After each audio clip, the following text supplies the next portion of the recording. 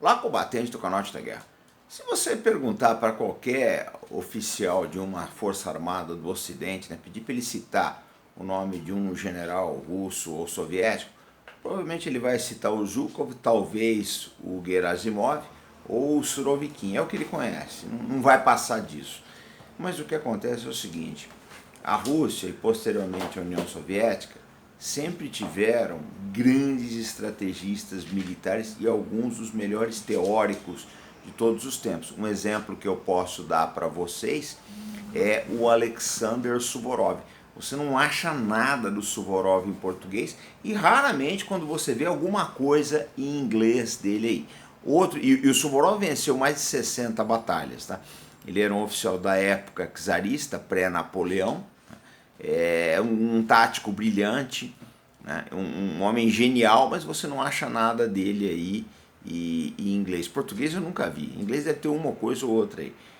Outro estrategista muito bom é o Boris Shaposnikov, que foi chefe do Estado-Maior aí, do Stalin durante quase o final da vida dele. Morre, tinha a saúde bastante debilitada, morreu em 1945. O Shaposnikov ele tinha uma característica rara. Ele já era um oficial czarista quando estourou a Revolução de 1917. Ele era coronel e ele passou para o lado, né, revolucionário e fez carreira até chegar a chefe do Estado-Maior. O Stalin confiava muito nele, tá? Dizem que ele e o Rokossov são os únicos militares que o Stalin chamava pelo primeiro nome. Acontece que o Shaposnikov ele fez uma obra publicada aí nos anos 1930 chamada O Cérebro do Exército. E o que acontece? Essa obra foi muito empregada pelos soviéticos e eu acredito que alguma coisa dela até hoje nos russos. Você também não acha essa obra em português para variar? Deve ter uma ou outra em inglês aí, eu não vi nada, mas influenciou bastante os pensadores militares soviéticos. Por quê? Eu peguei um extrato aqui, né, que eu achei na internet. Ele fala em mobilização, ele fala em conversão de um país na economia de guerra. Olha só, vai vendo, a gente está vendo isso hoje em dia na Rússia. Ele fala que a mobilização não pode ser aquela coisa que assuste os vizinhos, né, porque já lembra a ideia de guerra. Tá?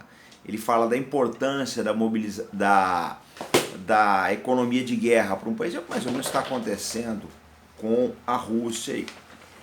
Ele se baseia muito, né, no chefe do Estado-Maior do Exército Austro-Húngaro na Segunda Guerra Mundial, que era o conde Konrad von Hotzendorf. Eu vou estudar o Hotzendorf por esses dias aí e eu quero fazer, né, algumas observações, algumas produções nesse sentido aí, né, para passar as ideias dele para vocês, porque o Hotzendorf ele influenciou muito o Shaposnikov. O Hotzendorf foi chefe do Estado-Maior, né, do Exército Austro-Húngaro nos anos da Primeira Guerra Mundial, acho que até 1916 por aí. E ele influenciou bastante. Por que eu estou falando todas essas coisas, gente? Porque há um problema muito sério. Quem alertou isso aí todo dia foi o Andrei Martyanov. Martyanov, para quem não conhece, ele é oficial da reserva da Marinha Soviética, mora nos Estados Unidos hoje, tem um canal muito bom, só vocês procurarem no YouTube, né? Andrei Martyanov, vocês vão achar aí. Ele tem um canal muito bom, ele fala sobre doutrinas militares e ele me alertou com uma coisa que eu acho interessantíssima. Ele falava, olha, o estudo dos russos, dos soviéticos, que os americanos têm na Academia Militar de West Point, foi todo calcado, todo baseado na leitura dos relatórios dos generais alemães que lutaram na União Soviética na Segunda Guerra Mundial. Eles não leem diretamente no russo, diretamente nas publicações soviéticas e depois russas. Então o que acontece? Existe um laque muito grande, uma falta muito grande de conhecimento por parte dos americanos e do Ocidente em geral, né, sobre a maneira de operar dos soviéticos. É um fato comprovado isso daí. A gente viu, né, as avaliações que o pessoal fez aí no início da guerra da Ucrânia se revelaram completamente erradas, porque o pessoal não entendia a mentalidade dos russos. Continuam não entendendo até hoje. Se você pegar, estudar as campanhas de Napoleão, vocês vão ver o seguinte: ele subestimou muito os russos. Napoleão tinha a típica mentalidade ocidental. Ele se aventurou na Rússia, é um fato, ele se aventurou. Ele não fez um planejamento aí, porque o que acontece é o seguinte: quando você faz guerra com o austríaco, com o italiano, com o prussiano, né, esse pessoal trabalha são países, não são países muito grandes, e eles trabalham com um espaço pequeno. Então a batalha tem que ser decidida naquele ponto, naquele momento, porque eles não têm muito para onde correr. Na Rússia não acontece.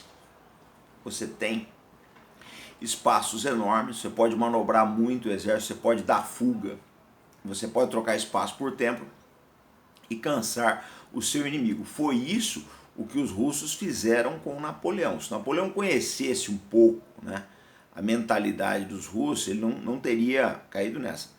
Aconteceu 100 anos depois com Adolf Hitler também.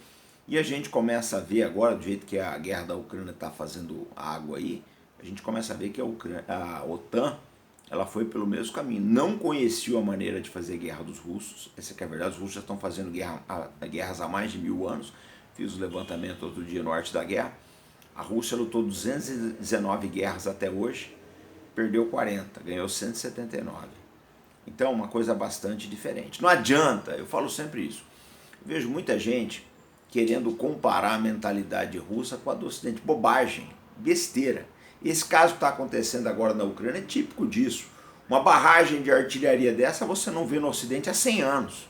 Desde o Somme e Verdun você não vê esse tipo de batalha. Então não adianta a gente querer pegar teorias do século XXI aí, teorias de guerras insurrecionais, que é o caso da OTAN, né?